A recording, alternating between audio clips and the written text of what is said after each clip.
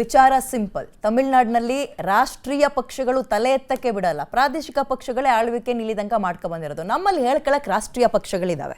ರಾಷ್ಟ್ರೀಯ ಪಕ್ಷದ ಜೊತೆಗೆ ಈಗ ಪ್ರಾದೇಶಿಕ ಪಕ್ಷ ಏನಿತ್ತು ಅದು ಕೂಡ ಮರ್ಜ್ ಆಗಿದೆ. ಎಲ್ಲರೂ ಸೇರ್ಕೊಂಡು ಒಟ್ಟಿಗೆ ಮುಂದುವರಿಸ್ಕೊಂಡು ಹೋದ್ರೆ ಡೆಫಿನೆಟ್ಲಿ ಪ್ರಾಬ್ಲಮ್ ಸಾಲ್ವ್ ಮಾಡ್ಬೋದು. ಬಟ್ ಅವ್ರಿಗೆ ಬೇಕಾಗಿಲ್ಲ ಅದು.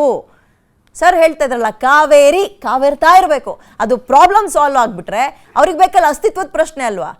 ಸೊ ದ್ಯಾಟ್ ಅವರು ಪಾದಯಾತ್ರೆ ಮಾಡ್ತಾ ಇದ್ದಾರೆ ಅಂದಾಗ ನಾವು ಏನೋ ಸಿಗುತ್ತೆ ಅಂತ ಆಸೆ ಪಡಬೇಕು.